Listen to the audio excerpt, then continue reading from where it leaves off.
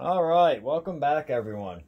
I gotta rig up some of my high-speed lures here, so I figured why not do a video on how to rig these Wahoo lures correctly.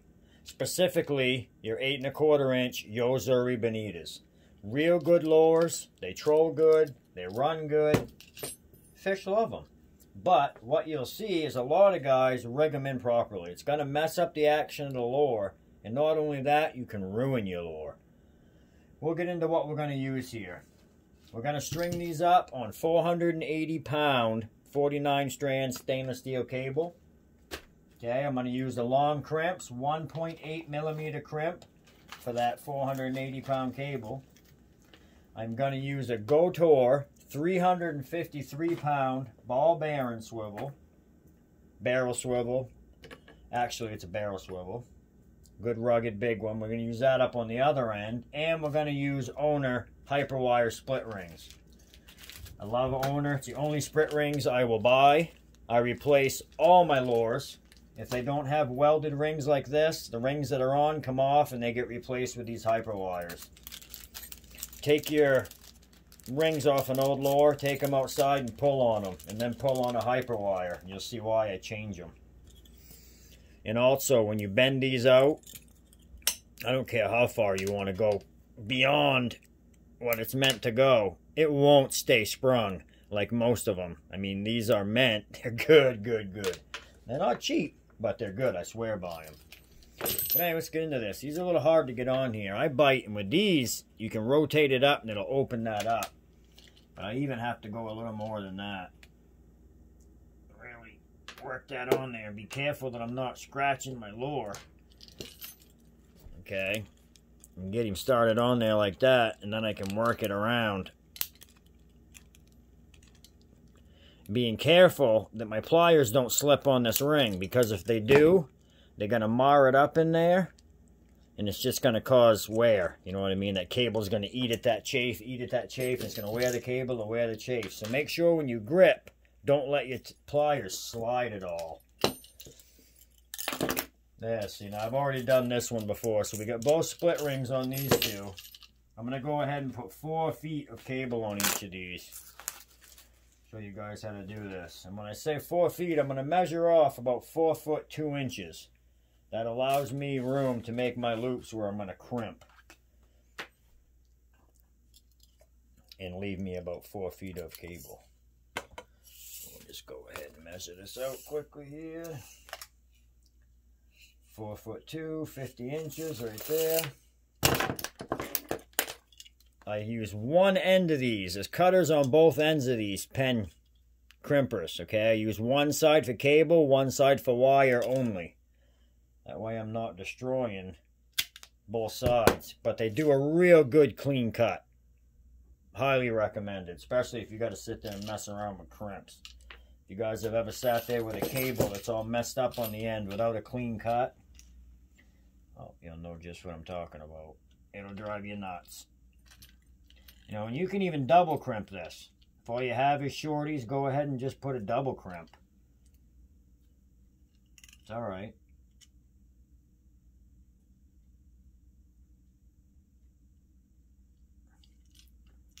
See, I've already started to mess that up, untwisted a little bit. Going to give me a headache now. You want to be real careful. And why that did that is I tried to keep it too short when I bent it around. You don't want to do that. Keep it long till you get it up through like this. Okay, and then draw it back.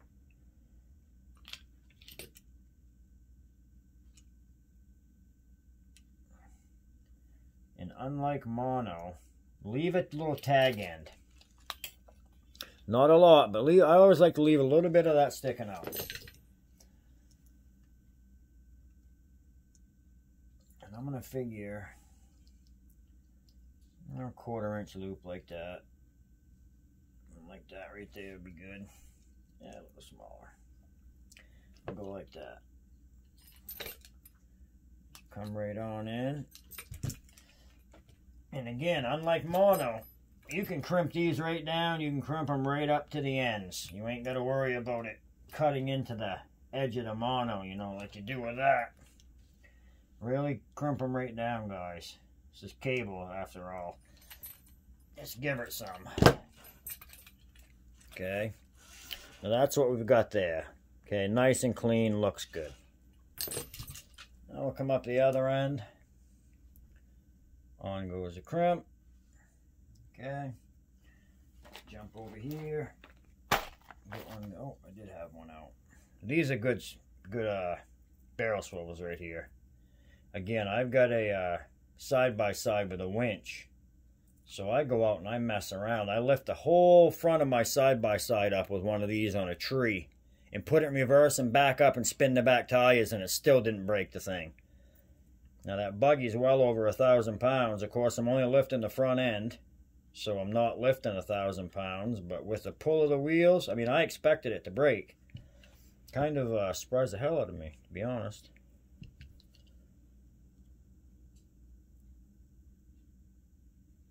Again, get that set in. And don't be scared. Crimp it right down in good shape. If you're some big burly fella, don't go ruining your crimps and bending the handles. But okay, there we go. Now what I will actually do is when I store this, I'll show you guys how to do that too, because you'll see guys that they'll have their wire all spun up or their cable, and they'll throw it in like this and throw it in a lure bag. Well, that's going to scratch that thing all up bad. I'll show you just a quick way.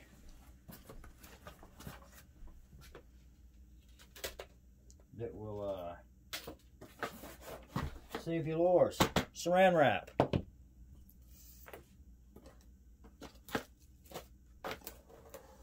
Get yourself a little piece of saran wrap. Okay, always does that to me. Cut it off, get it ready to go. Now I'm going to come in here and make about 3-inch circles, letting my cable twist around each time so I'm not kinking it. Okay, and now starting right back here, I'm going to go around once, twice, and then I'm going to catch this other cable right here by the eye, finish it off like that. Okay, so I've just spun this around a few times. So everything holds together nice and neat. I'll double this saran wrap up like this, you guys. Okay. I'm going to lay that cable right on it like so.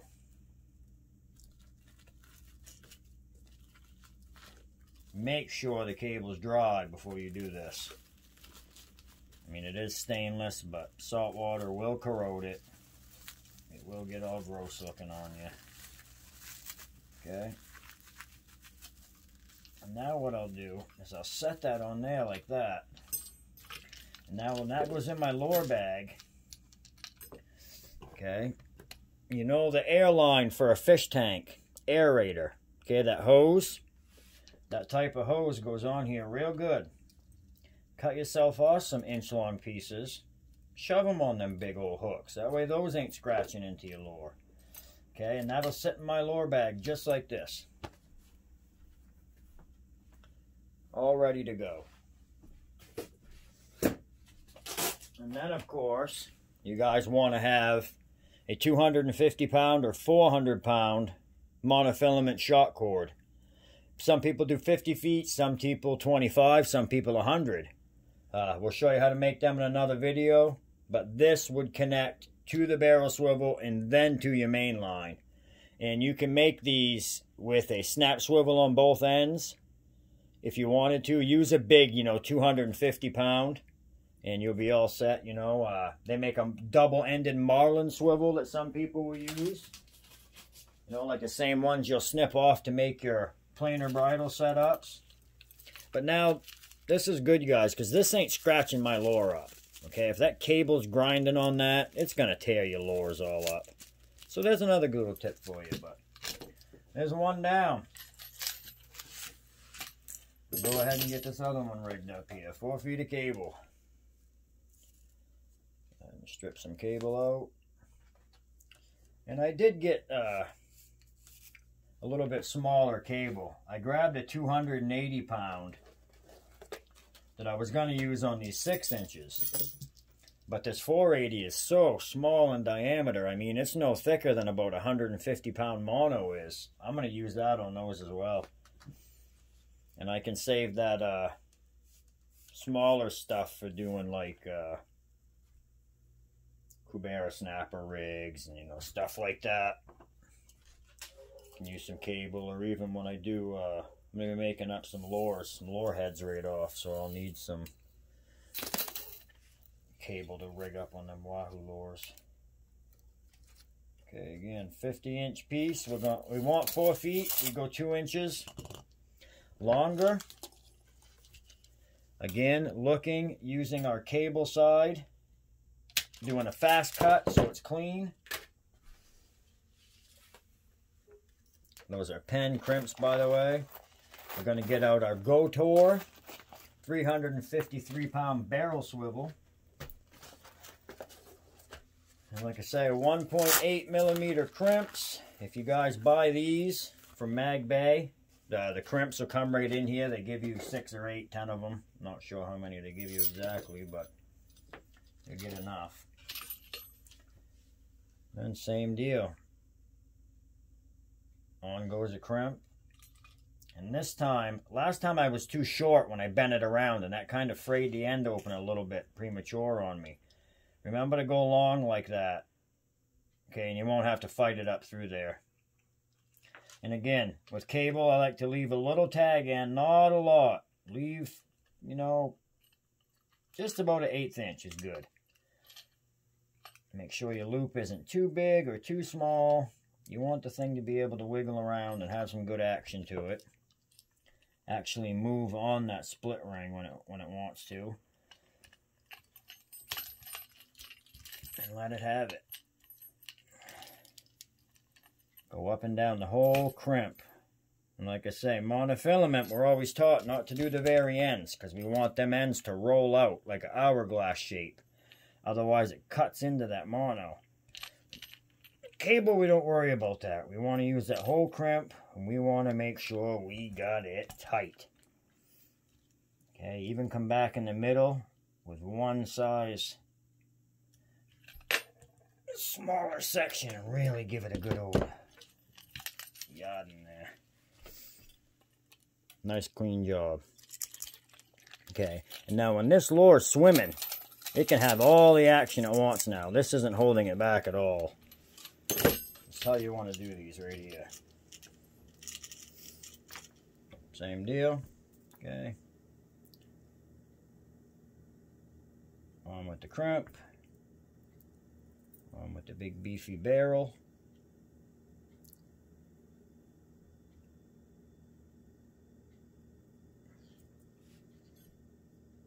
You get back here. Get back up through our crimp. Leaving a little tag end about an 1/8 inch. 1/16, 1/8. You know, something like that's good. My loops I like to make about that size. See if I can get you some reference for a pen. Not real big. You don't need them big. And again, really reef them down.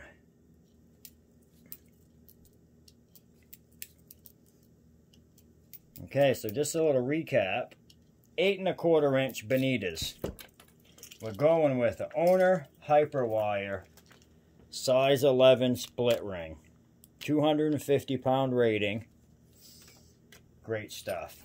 Our cable, Mag Bay, 480 pound stainless steel, 49 strand.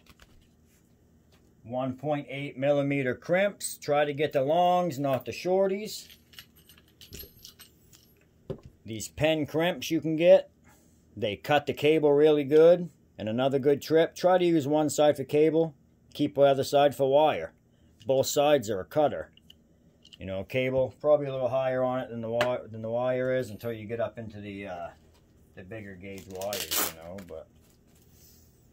And I'm going to do my same little trick with my saran wrap here, just so we don't mar the lure all up. If somebody has a better suggestion on how to protect these lures, go ahead and throw it in the comment section. You know, I know you can buy the little individual lure bags, but I like using the tackle rolls. I have them Plano tackle rolls, and I'll show you that in a second, show you how all these sit right in there. Again, I make about a 3-inch loop, and I'm twisting that cable each time so it's not trying to bind up. Make sure I'm in frame, and I'll go through there once, twice. I'm going to go again, and then I'm going to make sure I'm coming around this piece right here coming off the lure, and that's what's going to keep this close to my lure. Okay, just keep popping it through like that. Okay, and now that's sitting there. You don't need no zip ties or any of those fancy lure collars or any of that. Setting back on there. Try to zoom in for you guys so you can see exactly how I wrap this up.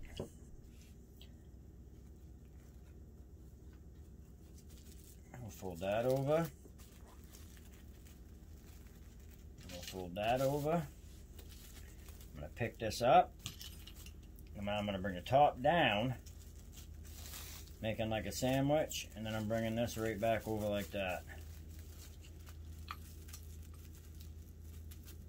And as you can see,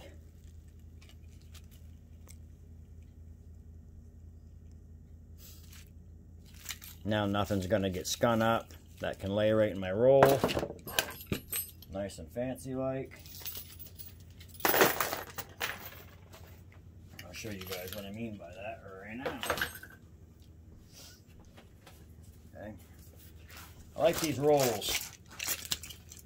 Okay, I've got all my Nomads, my Mad Mac, my Mad Scads, my DTX minnows, all that good stuff right in here. Keeps them individualized. It's a net on the back so you can wash them out right in the bag. They'll dry, they don't sweat. But anyway, Bonita, open this right up. Okay. Put the hooks underneath your little saran wrap thing that you made here.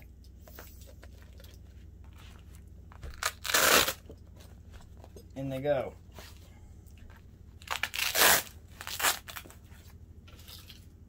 And again, I've got to go cut some more of these. They ain't on the other one. I don't know if you guys caught that. But I put the fish tank hose there. But I'll take this, lay it here, lay one hook on it, lay the other hook on it. Okay? And now this goes right in my roll. And once it's in here and velcroed, they don't go nowhere. They'll stay just like that. Now I can just roll this up. Off I go. Okay? Pretty slick. But anyway, guys, that's how I like to rig. That's how I like to rig up my high-speed Wahoo lures, especially the Wahoo lures. Those things are old scissor face. But owner Hyperwire, split rings, in my mind, best bang for your buck. Like I said, go out and hook that onto something and yank on one. Buy a lighter gauge one, you know, 60 pounds. Most men ain't going to have no trouble with 60 pounds. Pull on that, and you'll see how much of a 60 pounds it is. They're impressive. But I'm going to go ahead, drop down to a size 10, which is a 220 pound.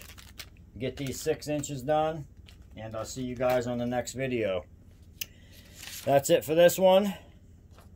I hope you guys enjoyed seeing step by step how myself and many others feel is by far the best way to rig your offshore high-speed lures, especially if you're fishing for Wahoo. Protect your investment. Rig it yourself or rig it better than bought. Hope to see you guys around next time. Thanks.